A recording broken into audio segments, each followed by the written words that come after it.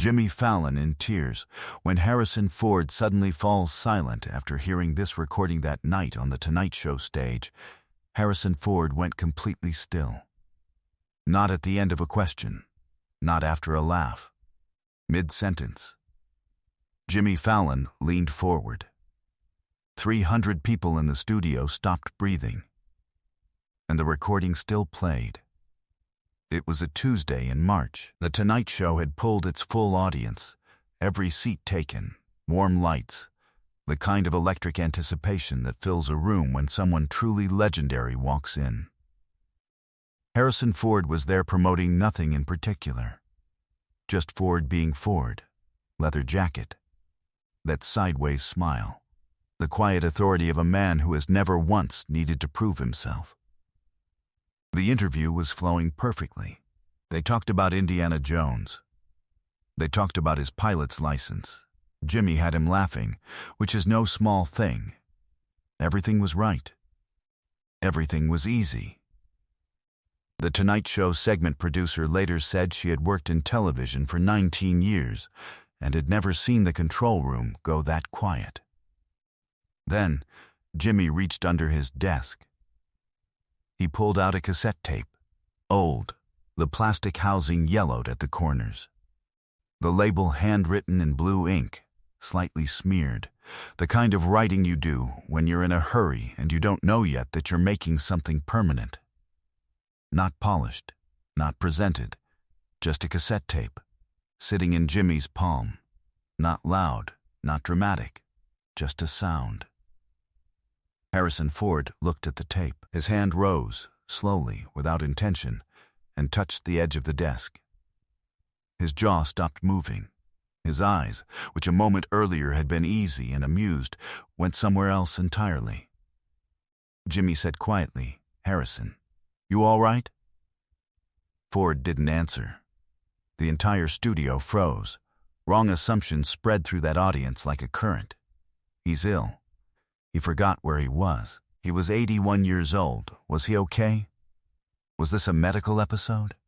Should someone go to him? 300 people held their breath. Harrison Ford whispered a single word. A name. Just a name. His voice barely above a whisper, but caught perfectly by his microphone. To understand what happened next, you need to understand what happened in 1967. Harrison Ford wasn't always Harrison Ford. Legend. In the spring of 1967, Harrison Ford was 24 years old and failing. Not dramatically, not with flair, just quietly, steadily failing the way young men in Hollywood fail when the city makes it very clear it has no particular use for them. He had been in one film, one line. He was working as a carpenter to pay rent on a small apartment in Studio City, and on weekends he played guitar in a bar near Laurel Canyon that smelled of cigarette smoke and spilled beer. Not performing, exactly. Playing there is a difference. The bar was called the Rusty Nail. Maybe 80 seats on a good night. It was raining that April evening. One of those cold, gray Los Angeles rains that catches tourists off guard and makes locals feel righteous. Ford was setting up in the corner, adjusting a microphone stand that kept sinking to the left, when a woman sat down at the table nearest the small stage. Her name was Dorothy Marsh. She was 32 years old, a music teacher at a public school in Van Nuys. She taught 6th grade. She came alone to the Rusty Nail because none of her friends understood why she drove 40 minutes on a rainy Friday to hear someone they'd never heard of. She ordered a ginger ale. She stayed for both sets. After the second set, when the bartender was stacking chairs and Ford was packing up his guitar, Dorothy walked to the stage. She didn't gush. She didn't ask for anything. She just said, "You play like you're trying to remember something. I think that's the best kind of playing." Ford looked at her for a moment. Then he sat down on the edge of the stage. They talked for 2 hours. She told him about her students, the ones who didn't believe in themselves yet, the ones she could see something in that they couldn't see in themselves. He told her about the auditions, the silence after auditions, the particular cruelty of a casting room that is already decided before you open your mouth. He told her about the foreman at the carpentry job who kept mispronouncing his last name and didn't particularly care to be corrected. She laughed at that. He laughed at that. It was the first time in a while that the story felt like something to laugh at rather than something to survive. She told him about her father, who had played guitar on a porch in Missouri for 30 years without ever once being asked if he was any good, because the question had never seemed necessary.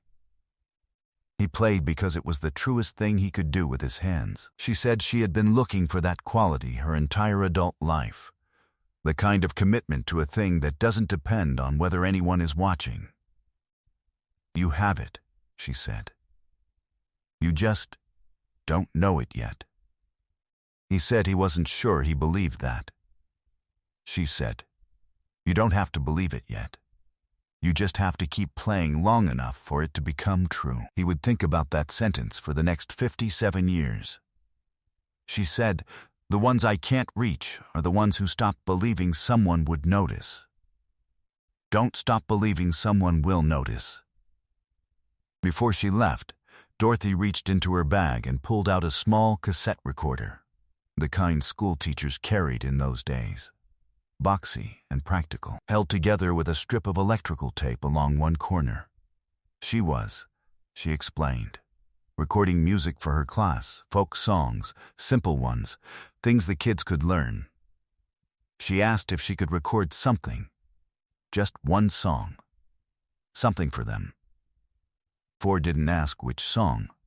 He just picked up the guitar. He played for 11 minutes in an empty bar, while Dorothy held the recorder steady and a woman named Trudy mopped the floor behind them without once looking up. He played an old folk song his mother had sung. He played it the way Dorothy described, like he was trying to remember something. He played it like the bar was full. When he finished, Dorothy pressed stop. She didn't say anything for a moment. Then she said, "That's the one."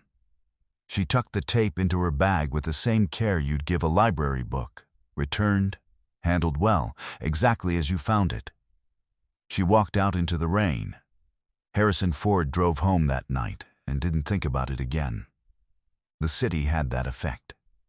You moved on, because there was always something else to survive. He got his first real role that summer. Then another. Then a carpenter job on a Francis Ford Coppola film, where a director named George Lucas heard him reading lines with an actress in a hallway, and the rest of that story you know.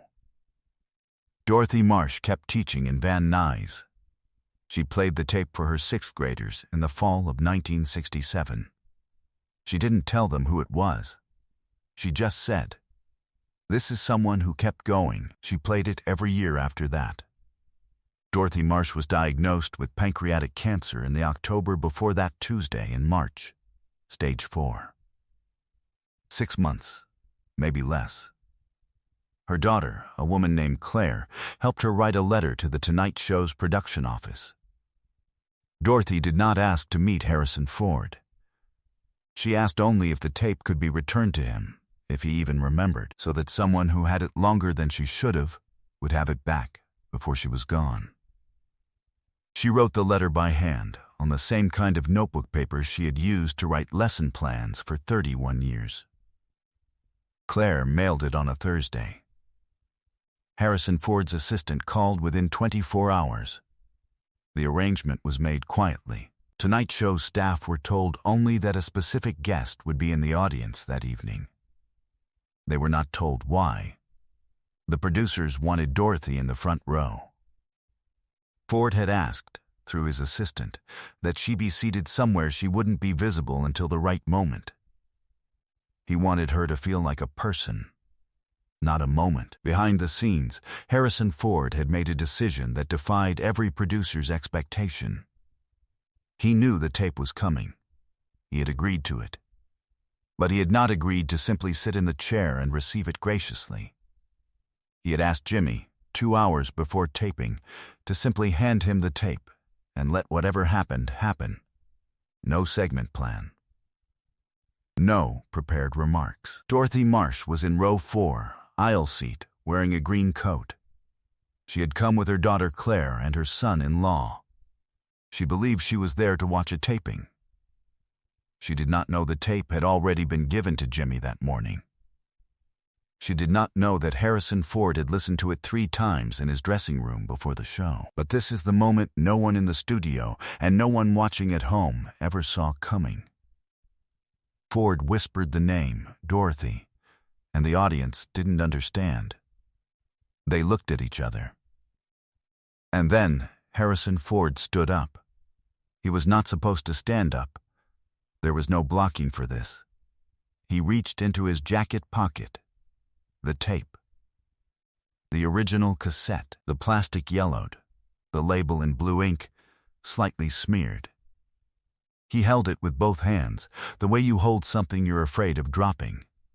The way you hold something that has been waiting inside a pocket for 57 years without knowing it. "I've been trying to remember," he said. His voice was low. The whole room was absolutely still. "I've been trying to remember her face, and I couldn't. I couldn't get it." He looked out into the audience. Dorothy Marsh. In row 4, a woman in a green coat made a sound. Not a gasp, not a cry, just a sound, and her daughter reached for her hand. Dorothy stood. Harrison Ford walked off the stage, not away, toward her. Jimmy Fallon said something, started to say something, then stopped. He pressed both hands to his mouth. He stood up from his chair and walked to the edge of the stage and sat down on it, and he just watched. "Folks," he said, barely above a whisper, "I think we need to let this happen." In the control room, the director did not call for a cut to commercial.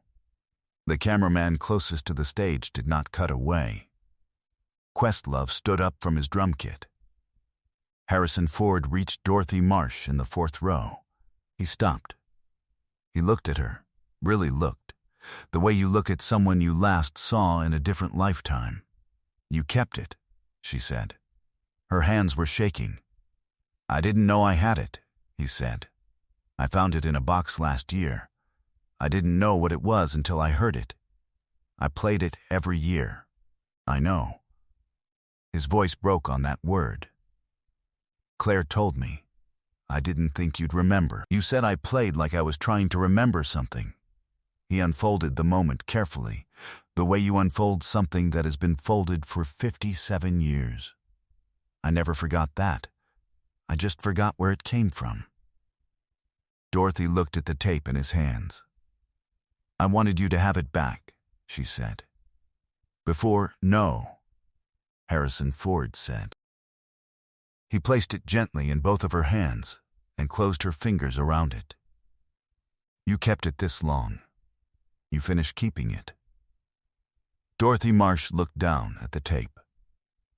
The standing ovation started somewhere near the back of the house. One person, then a section, then the whole room rising like a wave from the back row all the way to the stage, until every person in that studio was on their feet, and Harrison Ford was kneeling in the 4th row aisle holding Dorothy Marsh's hands, and the tape was in her hands. And the room was so loud and so full that it felt for a moment like the building itself was made of something other than walls. Share and subscribe. Make sure this story is never forgotten. 11 weeks later, on a Monday morning in May, Dorothy Marsh died at home in Van Nuys with her daughter beside her. She was 68 years old. She had taught music to 6th graders for 31 years. The cassette tape was in her hands. Harrison Ford did not speak at the service. He sat in the 3rd row. He did not perform. He did not say anything to the cameras gathered outside. He drove himself there, and he drove himself home. The tape was later framed by Claire and hung in the room where Dorothy used to teach, not in a museum, not in a hall of fame, just in the room where children used to learn that music was the thing underneath the thing. The layer you could only reach when you stopped being afraid of what you sounded like. The frame is simple. No plaque, no explanation, just the tape. Claire said that when new students ask about it, she tells them the same thing Dorothy told her students for 31 years. This is someone who kept going. Kindness echoes. And sometimes it takes 57 years to hear the sound come back.